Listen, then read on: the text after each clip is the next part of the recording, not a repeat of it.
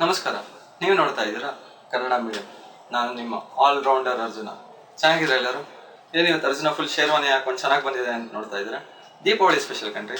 ಮೊದಲಿಗೆ ಎಲ್ರಿಗೂ ದೀಪಾವಳಿ ಹಬ್ಬದ ಆರ್ಥಿಕ ಶುಭಾಶಯಗಳು. ಸೊ ಇವತ್ತಿನ ಟಾಪಿಕ್ಕು ದೀಪಾವಳಿ. ದೀಪಾವಳಿ ಹೇಗೆ ಶುರುವಾಯಿತು, ಎಲ್ಲಿಂದ ಶುರುವಾಯಿತು ಸ್ವಲ್ಪ ತಿಳ್ಕೊಳ್ಳೋಣ. ಅದಕ್ಕೋಸ್ಕರ ನಾವು ಸ್ವಲ್ಪ ಫ್ಲ್ಯಾಶ್ ಬ್ಯಾಕ್ ಹೋಗಬೇಕಾಗುತ್ತೆ ನಾವು ಪುರಾಣ ಪುಣ್ಯ ಕಥೆಗಳಿಗೆ. ಸೊ ದೀಪಾವಳಿ ಮೊದಲು ಶುರುವಾಗಿತ್ತು ಅಯೋಧ್ಯೆಯಲ್ಲಿ ಹೇಗೆ ಶುರುವಾಯಿತು, ಯಾವಾಗ ರಾಮ ರಾವಣನನ್ನ ಸಂಹಾರ ಮಾಡಿ ಸೀತೆ ಮತ್ತೆ ಲಕ್ಷ್ಮಣನ ಜೊತೆ ವಾಪಸ್ ಅಯೋಧ್ಯೆಗೆ ಬರ್ತಾರೋ ಅಂದು ದೀಪಾವಳಿನ ಆಚರಿಸಲಾಯಿತು. ಅದು ಬಿಟ್ಟರೆ ಮಹಾಭಾರತ ಸೀರಿಯಲ್ಸ್ ಎಲ್ಲ ಸಖತ್ತಾಗಿ ನೋಡಿರ್ತೀರಲ್ವಾ. ಸೊ ಅಲ್ಲಿ ಪಾಂಡವರು ತಮ್ಮ ಅಜ್ಞಾತವಾಸವನ್ನು ಮುಗಿಸಿ ಮತ್ತೆ ಹಸ್ತಿನಾಪುರಕ್ಕೆ ಬಂದಾಗ ದೀಪಾವಳಿಯನ್ನು ಆಚರಣೆ ಮಾಡೋದು. ಅದು ಬಿಟ್ಟರೆ ತುಂಬ ಇಂಪಾರ್ಟೆಂಟ್ ಅಂದರೆ ಈ ಬಳಿಪಾಡ್ಯಮಿ. ಬಳಿ ಚಕ್ರವರ್ತಿ ತುಂಬ ಅಟ್ಟಹಾಸದಿಂದ ಮೆರೀತಿರ್ತಾನೆ. ಇಡೀ ಜಗತ್ತೇ ನಂದು ಅನ್ನೋ ಭ್ರಮೆಯಲ್ಲಿರ್ತಾನೆ. ಅದನ್ನ ಮಟ್ಟ ಹಾಕಕ್ಕೆ ವಿಷ್ಣುವು ವಾಮನನ ಅವತಾರದಲ್ಲಿ ಬರ್ತಾನೆ. ಬಂದೇನು ಕೇಳ್ತಾನೆ, ಬಲಿ ಚಕ್ರವರ್ತಿ ನನಗೆ ಮೂರೇ ಹೆಜ್ಜೆ ಅಣುವು ಮಾಡ್ಕೊಡ್ತೇನೆ, ನಾನು ಬದುಕಬೇಕು ಅಂತ ಕೇಳ್ತಾನೆ. ಅವಾಗ ಬಲಿ ಚಕ್ರವರ್ತಿ ಇಡೀ ಪ್ರಪಂಚನೇ ನಮ್ದು, 3 ಹೆಜ್ಜೆ ತಾನೆ ತಗೋ ಹೋಗು ಅಂತಂತ. ಈ ದಿಮಾಕನ್ನ ಮುರಿಯಕ್ಕೆ ವಾಮನ ತನ್ನ ವಿಶ್ವರೂಪವನ್ನು ತೋರಿಸಿ 1 ಹೆಜ್ಜೆನ ಭೂಮಿ ಮೇಲೆ ಇಡ್ತಾನೆ, ಇನ್ನೊಂದು ಹೆಜ್ಜೆನ ಆಕಾಶದ ಮೇಲೆ ಇಡ್ತಾನೆ. ಬಲಿ ಚಕ್ರವರ್ತಿ ಗೊತ್ತಾಗತ್ತೆ ಇದು ದೇವರು ವಿಷ್ಣು, ಅವ್ರ ಮುಂದೆ ನನ್ನ ಆಟ ಏನು ನಡೆಯಲ್ಲ ಅಂತ. ಸೊ ಕ್ಷಮೆ ಕೇಳ್ಬಿಟ್ಟು 3ನೇ ಹೆಜ್ಜೆ ನನ್ನ ತಲೆ ಮೇಲೆ ಇಡಪ್ಪ ಅಂತ ಹೇಳ್ತಾರೆ. ವಾಮನ ಅವಾಗ 3ನೇ ಹೆಜ್ಜೆನ ಅವ್ರ ತಲೆ ಮೇಲೆ ಇಟ್ಟಾಗ ಸಂಹಾರ ಆಗ್ತಾನೆ. ಅದನ್ನು ನಾವು ದೀಪಾವಳಿ ಅಂತ ಆಚರಿಸ್ತೀವಿ. ಬಟ್ ಈ 3 ಕಡೆನೂ ಎಲ್ಲೂ ನಾವು ದೀಪಗಳನ್ನ ಹಚ್ಚಿದೀವಿ ಅನ್ನೋದು ಬಿಟ್ರೆ ಪಟಾಕಿಗಳನ್ನ ಹೊಡೆದಿದೀವಿ ಅನ್ನೋ ಉಲ್ಲೇಖ ಎಲ್ಲೂ ಇಲ್ಲ. ಸೊ ಇದ್ರ ಪ್ರಕಾರ 3 ಕಥೆಗಳ ಪ್ರಕಾರ ದೀಪಾವಳಿ ಅಂದ್ರೆ ದೀಪಗಳನ್ನ ಬೆಳಗೋದು, ಅಂದ್ರೆ ದೀಪಗಳ ರಂಗವಲ್ಲಿ ಅಂತ ಬರುತ್ತೆ. ಸೊ ಪಟಾಕಿ ನಾವ್ ಎಲ್ಲೂ ಯೂಸ್ ಮಾಡಿಲ್ಲ. ಬಟ್ ಈ ನಡುವೆ ಅಥವಾ ಒಂದು 10 ವರ್ಷದ ಕೆಳಗಡೆಯಿಂದ ಏನಿದೆ, ದೀಪಾವಳಿ ಅಂದ್ರೆ ಪಟಾಕಿ ಹೊಡೆಯೋದು ತಪ್ಪಲ್ವಾ? ಹೋಗಿ ಪಟಾಕಿ ಭಾರತದ ಅಲ್ವೇ ಅಲ್ಲ. ಪಟಾಕಿ ಮತ್ತೆ ಎಲ್ಲಿ ಶುರುವಾಗಿದ್ದು? ಚೀನಾದಲ್ಲಿ. ಅದು ಯಾವಾಗ? 12ನೇ ಶತಮಾನದಲ್ಲಿ. ಬಟ್ ಅವರು ಶುರು ಮಾಡಿದಾಗ ಒಂದು ಒಳ್ಳೆ ಕಾರಣ ಇಟ್ಕೊಂಡೆ ಶುರು ಮಾಡಿದ್ದು. ಅದೇನು ಅಂತಂದ್ರೆ, ಈ ಬೊಂಬುಗಳಲ್ಲಿ ಗನ್ ಪೌಡರ್ ತುಂಬಿಟ್ಟು ಅದನ್ನ ಬಿಸಿ ಮಾಡಿ ಸಿಡಿಸ್ತಾ ಇದ್ರು. ಕಾರಣ ಏನಪ್ಪಾ ಅಂದ್ರೆ, ಈ ಭೂತ ಪ್ರೇತಗಳ ಶಕ್ತಿ ಇರುತ್ತಲ್ಲ, ದುಶ್ಶಕ್ತಿಗಳು, ಅದನ್ನ ಮಟ್ಟ ಹಾಕಕ್ಕೆ. ಬಟ್ ಪಾಪ್ಯುಲಾರಿಟಿ ಅದಕ್ಕೆ ಇನ್ಕ್ರೀಸ್ ಆಗ್ತಾ ಇದ್ದಾಗೇನೆ ಅವ್ರನ್ನೆಲ್ಲ ರವಾನೆ ಮಾಡಕ್ ಶುರು ಮಾಡಿದ್ರು.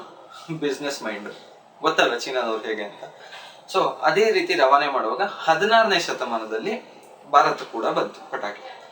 ಸೊ ಬಂದ ಮೇಲೆ ಭಾರತದಲ್ಲಿ ತುಂಬಾ ಪಾಪ್ಯುಲರ್ ಆಯ್ತು. ಸೊ ಎಲ್ಲ ಹಬ್ಬ ಹರಿದಿನಗಳಲ್ಲಿ ಮೇನ್ಲಿ ದೀಪಾವಳಿ ಅಥವಾ ಗಣರಾಜ್ಯೋತ್ಸವ ಹಾಗೆ ಕನ್ನಡ ರಾಜ್ಯೋತ್ಸವ ಎಲ್ಲ ಕಡೆನೂ ಪಟಾಕಿ ಹೊಡೆಯೋಕೆ ಶುರು ಮಾಡಿದ್ರು. ಸೊ ರೆವೆನ್ಯೂಗಳು ಕಂತೆ ಆಗಿ ಚೀನಾಗೆ ಹೋಗಿ ಶುರು ಆಯ್ತು. ನಮಗ್ ಚೀನಾದವ್ರು ಅಷ್ಟು ಚಿಕ್ಕ ಬಾಂಬ್ ಕೊಟ್ಬಿಟ್ಟು ಹೊಡಿರಿ ಅಂದ್ಬಿಟ್ಟು ನಮ್ಮಿಂದ ಹೋಗಿದ್ದ ಹಣದಲ್ಲಿ ಅಥವಾ ರೆವೆನ್ಯೂನಲ್ಲಿ ಪಾಕಿಸ್ತಾನ ದೊಡ್ಡ ಬಾಂಬ್ ಮಾಡ್ಬಿಟ್ಟು ಹಾಕಿ ಇಂಡಿಯಾ ಮೇಲೆ ಅಂತ ಬಿಟ್ಟು, ಇದು ನಮ್ಗೆ ಯಾರಿಗೂ ಗೊತ್ತೇ ಆಗ್ಲಿಲ್ಲ. ಇದು ಬಿಡಿ ಹೋಗ್ಲಿ, ಪಟಾಕಿಯಿಂದ ಏನಾದ್ರು ಲೈಕ್ ಉಪಯೋಗ ಆಗಂತದ್ದು ಏನಿದೆ, ಏನಾದ್ರು ಒಳ್ಳೆ ವಿಷಯ ಇದೆಯಾ? ಒಂದು ಇಲ್ಲ. ಯಾಕಪ್ಪ ಅಂತಂದ್ರೆ ಪಟಾಕಿಯಿಂದ ನಮ್ಗೆ ಸಿಗೋದು ಬರೀ ಭೂ ಮಾಲಿನ್ಯ, ವಾಯು ಮಾಲಿನ್ಯ ಇಷ್ಟೇನೆ. ಅದು ಬಿಟ್ಟರೆ ಪ್ರಾಣಿಗಳಿಗೆ ಹಾನಿಕರ ಆಗುತ್ತೆ, ಮತ್ತೆ ಮನೆಯಲ್ಲಿರೋ ವಯಸ್ಕರಿಗೆ ಅಂದ್ರೆ ವಯೋವೃದ್ಧರಿಗೆ ತುಂಬಾ ಇದಾಗುತ್ತೆ. ಸೊ ಅದು ಬಿಟ್ಟರೆ ಲೈಕ್ ಒಳ್ಳೇದು ಅನ್ನೋದು ಯಾವುದೂ ಇಲ್ಲ. ತುಂಬಾ ಕಡೆ ಕೆಟ್ಟದಾಗಿದೆ. ಎಕ್ಸಾಂಪಲ್ ಕೊಡ್ತೀನಿ ಬೇಕಾದ್ರೆ, ಲೈಕ್ ಪ್ರಪಂಚದಲ್ಲಿ ಎಷ್ಟೋ ಕಡೆ ಪಟಾಕಿನ ಬ್ಯಾನ್ ಮಾಡಿದ್ದಾರೆ. ಎಲ್ಲಿ ಅಂತ ಕೇಳ್ತೀರಾ? ನಾರ್ವೆ, ಸ್ವೀಡನ್, ಐರ್ಲ್ಯಾಂಡ್, ಕೆನಡಾದಲ್ಲಂತೂ 1972ರಲ್ಲಿ 82 ಜನ ಸತ್ತಿದ್ದಾರೆ ಈ ಪಟಾಕಿಯ ಬೆಂಕಿ ಅನಾಹುತದಿಂದ. ಈ ತರ ಆಗಿರುವಾಗ ಇಂಡಿಯಾದಲ್ಲಿ ಇನ್ನೂ ಬ್ಯಾನ್ ಮಾಡಿಲ್ಲ. ಏನಕ್ಕೆ ಬ್ಯಾನ್ ಮಾಡಿಲ್ಲ ಅಂದ್ರೆ ಕೇಳಬೇಕಾಗುತ್ತೆ. ಮೋಸ್ಟ್ಲಿ ಅವ್ರಿಗೆ ರೆವಿನ್ಯೂ ಜಾಸ್ತಿ ಸಿಗ್ತಿದೆ, ಅಥವಾ ಇಲ್ಲಿಂದ ದುಡ್ಡು ಚೀನಾ ಹೋಗೋದ್ರಲ್ಲಿ ಅವ್ರಿಗೇನೋ ಹೆಚ್ಚಿಗೆ ಅನಿಸ್ತಿದೆ, ಗೊತ್ತಿಲ್ಲ. ಬಟ್ ಸಾವಿರಾರು ನೋವುಗಳಂತೂ ಆಗಿದೆ. ಇಂಡಿಯಾದಲ್ಲಾಗ್ಲಿ ಬೇರೆ ಕಡೆ ಆಗ್ಲಿ ತುಂಬಾ ಕಡೆ ಆಗಿದೆ. ಏನಾಗುತ್ತೆ ಅಂತಂದ್ರೆ, ಲೈಕ್ ಇವಾಗ 3 ದಿನ ಆಯ್ತಲ್ವಾ, 3 ದಿನ ಪಟಾಕಿ ಹಬ್ಬ ಇದೆ, ಮುಗಿಯುತ್ತೆ. ಅದಾದ್ಮೇಲೆ ನೋಡಿ ಎಲ್ಲಾ ನ್ಯೂಸ್ಗಳಲ್ಲೂ ಒಂದೇ ವಿಷಯ, ಇಲ್ಲಿಗೆ ಅವ್ರು ತೂರ್ಕೊಂತು, ಅಲ್ಲಿಗೆ ಇವ್ರು ತೂರ್ಕೊಂತು, ಪಟಾಕಿಯಿಂದ ಕಣ್ಣು ಹೋಯ್ತು, ಪಟಾಕಿಯಿಂದ ಕಿವಿ ಹೋಯ್ತು, ಇದೇ ನ್ಯೂಸ್ ಬರ್ತಾ ಇರೋದು. ಅವಾಗ ಗೊತ್ತಾಗುತ್ತೆ ನಮ್ಗೆ ಇಷ್ಟೊಂದು ಹಾನಿ ಆಗಿದೆ ಅಲ್ವಾ, ಮಾಡಬಾರ್ದಾಗಿತ್ತು ಅಂತ. ಬಟ್ ಇವಾಗ ಪಟಾಕಿ ಸುರ್ರ ಅಂತ ಅನಿಸ್ತಿರಲ್ಲ, ಅವಾಗ ಯಾರಿಗೂ ಗೊತ್ತಾಗಲ್ಲ ಇಷ್ಟೊಂದೆಲ್ಲ ಆಗುತ್ತೆ ಅಂತ. ಹೋಗ್ಲಿ ಬಿಡಿ. ಇವಾಗ ಮೇನ್ ಆಗಿ ನೀವೇನ್ ಮಾಡ್ತಿದ್ರೆ ದುಡ್ಡುಗಳನ್ನ ಸುಡ್ತಾ ಇದ್ದೀರಾ. ಗೊತ್ತಾಗ್ತಿದೆ ನಿಮ್ಗೆ? ಗೊತ್ತಾಗ್ತಿಲ್ಲ. ಪಟಾಕಿ ತಗೊಂತಾ ಇಲ್ಲ ದುಡ್ಡು ಕೊಟ್ಟು, ಆಮೇಲೆ ಪಟಾಕಿನ ಸುಡ್ತಾ ಇದೆ. ಬೇಡ, ದುಡ್ಡನ್ನೇ ಇಟ್ಕೊಂಡು ಕೂತ್ಬಿಡಿ. ಗೊತ್ತಾಗಲ್ಲ ಅಲ್ವಾ ನಿಮ್ಗೆ? ಡೈರೆಕ್ಟ್ ಆಗುತ್ತಲ್ಲ, ಬೇಜಾರಾಗುತ್ತೆ. ಬಟ್ ನೀವು ಮಾಡ್ತಿರೋ ದುಡ್ಡನ್ನೇ ಸುಡ್ತಾ ಇರೋದೆ. ಅಂಡ್ ಇನ್ನೊಂದು ವಿಷಯ, ಹೋದ ವರ್ಷ ಅಂದರೆ 2015 ದೀಪಾವಳಿಗೆ ಬರೀ ಕರ್ನಾಟಕದಲ್ಲಿ 2400 ಕಾಲ್ಸ್ ಹೋಗಿದೆ. 2400 ಎಲ್ಲಿಗೆ ಹೋಗಿದೆ? 108 ಆಂಬುಲೆನ್ಸ್ ನಂಬರ್ ಅಷ್ಟೇ ಹಾನಿ ಆಗಿದೆ ಪಟಾಕಿ. ಸೊ ಇದೆಲ್ಲ ಮೈಂಡಲ್ಲಿ ಇಟ್ಕೊಬೇಕು. ನಿಮ್ಗೆ ಸೆಲೆಬ್ರೇಟ್ ಮಾಡ್ಬೇಕಲ್ಲ, ನಿಮ್ಗೆ ದೀಪಾವಳಿ ಆಚರಿಸ್ಬೇಕಾ, ಇನ್ನು ಒಳ್ಳೆ ರೀತಿಯಲ್ಲಿ ಆಚರಿಸಿ. ಯಾರಿಗಾರು ಉಪಕಾರ ಮಾಡಿ. ಪಟಾಕಿ ಹೊಡೆದ್ಬಿಟ್ಟು ಕೆಳಗಡೆಯಿಂದ ರಾಕೆಟ್ ಬಿಟ್ಬಿಟ್ಟು ಮೇಲ್ಗಡೆ ಡಮ್ ಅಂದಾಗ ಅದರಿಂದ ಬರೋ ನಕ್ಷತ್ರದಿಂದ ಬರೋದಲ್ಲ ನಗು. ನಿಮ್ಮ ಮನಸ್ಸಿಂದ ಯಾರಿಗಾರು ಒಬ್ರಿಗೆ ಉಪಕಾರ ಮಾಡ್ಬಿಟ್ಟು ಅವ್ರ ಮುಖದಲ್ಲಿ ಬರುತ್ತಲ್ಲ ನಗು, ಅದನ್ನ ನೋಡಿ ನಿಮ್ಗೆ ಆಗೋ ಸಂತೋಷ ಇರೋದಕ್ಕಿಂತ ದೊಡ್ಡದು. ಸೊ ಆ ಥರ 1-2 ಎಕ್ಸಾಂಪಲ್ಸ್ ಏನು ಮಾಡ್ಬೋದು ನೀವು ಅಂದರೆ, ಮನೆ ಕೆಲಸದವ್ರು ಇರ್ತಾರಲ್ವ. ಸೊ ಯಾವಾಗಲೂ ಮನೆ ಸಾರಿಸ್ತಾ ಇರ್ತಾರೆ, ಕಸ ಗುಡಿಸ್ತಾ ಇರ್ತಾರೆ, ಮುಸ್ರೆ ತಿಕ್ತಾ ಇರ್ತಾರೆ, ಹೌದು. ಬಟ್ ದೀಪಾವಳಿ ಟೈಮಲ್ಲಿ ಅಥವಾ ಯಾವುದೇ ಹಬ್ಬಗಳ ಟೈಮಲ್ಲಿ ಜಾಸ್ತಿ ಕೆಲಸ ಇರುತ್ತೆ. ಅದನ್ನ ಶೋಕೇಸ್ ಕ್ಲೀನ್ ಮಾಡು, ಇದನ್ನ ಕ್ಲೀನ್ ಮಾಡು, ಅದನ್ನ ಮಾಡಿ ಇದನ್ನ ಮಾಡು. ಬಟ್ ನೆನಪಿರ್ಲಿ, ಅವಳು 2 ಮನೆ ಕ್ಲೀನ್ ಮಾಡ್ತಾ ಇರ್ತಾಳೆ. ಯಾಕಂದ್ರೆ ಅವಳದು ಒಂದು ಮನೆ ಇರುತ್ತೆ, ಅವಳು ದೀಪಾವಳಿನ ಆಚರಿಸ್ಬೇಕಲ್ವ. ಬಟ್ ಅವತ್ತೊಂದಿನ ನೀವು ಅವಳಿಗೇನಾದ್ರು ಚೆನ್ನಾಗಿರೋದು ಅನ್ಕೊಳ್ಳಿ, ಯಾವಾಗಲೇ ಮಸಿ ಬಟ್ಟೆ ಅಥವಾ ಮನೆ ಸಾರಿಸೋ ಬಟ್ಟೆ ಇರೋ ಕೈಲಿ ಒಂದು ಒಳ್ಳೆ ಸೀರೆ ಕೊಟ್ಟು ನೋಡಿ ನಿಮ್ಮ ಕಡೆ, ಎಷ್ಟು ಖುಷಿ ಆಗುತ್ತಲ್ವ. ಫಾರ್ ಎ ಚೇಂಜ್ ಏನೋ ಚೆನ್ನಾಗಿರೋದು, ಏನೋ ಒಳ್ಳೇದಿರುತ್ತೆ ಅವ್ರ ಕೈಲಿ. ಮತ್ತೆ ಮೇನ್ ದೀಪಾವಳಿ ಅಂದ್ರೆ ಏನೋ ಎಲ್ಲರಿಗೂ ಶಾಪಿಂಗ್, ಆನ್ಲೈನ್ ಸೇಲ್ ಶಾಪಿಂಗು ಅಥವಾ ಮಾಲ್ಸ್ ಅಲ್ಲಿ ಶಾಪಿಂಗು ಹಿಂಗೆ ಇರುತ್ತೆ. ಸೊ ಎಲ್ಲರೂ ಹೆಣ್ಮಕ್ಳು ಹೋಗ್ತೀರಾ, 10 ಬ್ಯಾಗ್, ಈ ಕಡೆ ಒಂದು 10 ಬ್ಯಾಗ್, ಈ ಕಡೆ ಒಂದು 10 ಬ್ಯಾಗ್ ಎಲ್ಲ ತೊಗೊಂಡು ಹೋಗ್ಬಿಡ್ತೀರಾ. ಆಮೇಲೆ ವಾಪಸ್ ಪಾಪ ಮಕ್ಕಳನ್ನೆಲ್ಲ ಕರ್ಕೊಂಡಿರೋದು, ಅದನ್ನೂ ಕೇರ್ ಮಾಡ, ನಡ್ಕೊಂಬ ನೀನು ಬ್ಯಾಗ್ ಇದೆ ಅಂತ ಅಂದ್ಬಿಟ್ಟು ಎತ್ಕೊಂಡೋಯ್ತು. ಅಷ್ಟು ಶಾಪಿಂಗ್ ಮಾಡ್ಕೊಂಡ್ಬರ್ತೀರಾ. ಆಮೇಲೆ ಸ್ಟೈಲಾಗಿ ಆಟೋ ಅಂತ ಕರೀತಾರೆ. ಪಾಪ ಆಟೋದೊಂದು ಬರ್ತಾನೆ, ನೋಡ್ತಾನೆ ನಿಮ್ಮ ಅವಸ್ಥೆ ನೋಡೋಕ್ಕಾಗಿ ಪಾಪ ಅವನೇ ಹೆಲ್ಪ್ ಮಾಡ್ತಾನೆ. ಆಮೇಲೆ ಸುಮ್ಮನೆ ಆಯ್ತೀರ ನೀವು ಆಟೋದಲ್ಲಿ ಇದ್ದಾಗೆ ತೊಗೊಂಡು ಫೋನ್, ನಾನು ಅಷ್ಟು ಪರ್ಚೇಸ್ ಮಾಡಿದೆಯಮ್ಮ, ನಾನು ಇಷ್ಟು ಪರ್ಚೇಸ್ ಮಾಡಿದೆ, ಇಲ್ಲಿ ಆಫರ್ ಇದೆ, ಇಲ್ಲಿ ಈ ಆಫರ್ ಇದೆ ಅಂತ ಅಂತೀರಾ.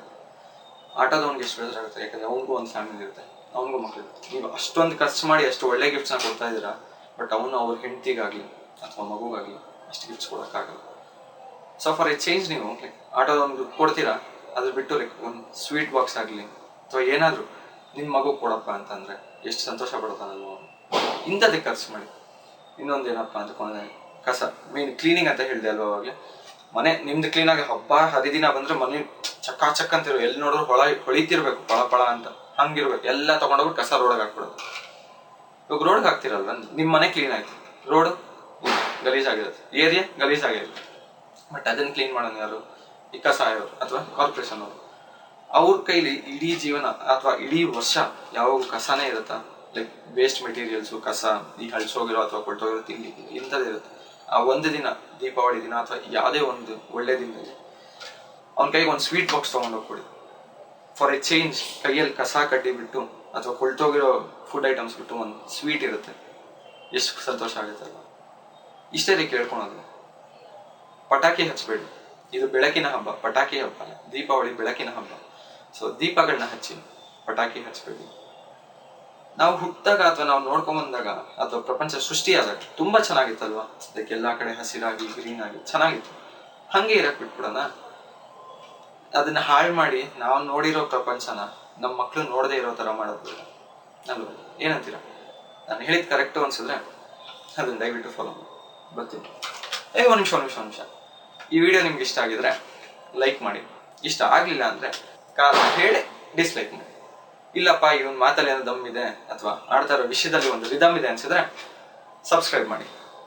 ನಾನು ನಿಮ್ಮ ಆಲ್ರೌಂಡರ್ ಅರ್ಜುನ, ನೀವು ನೋಡ್ತಾ ಇರೋದು ಕನ್ನಡ ಮೀಡಿಯಂ. ನಮಸ್ಕಾರ.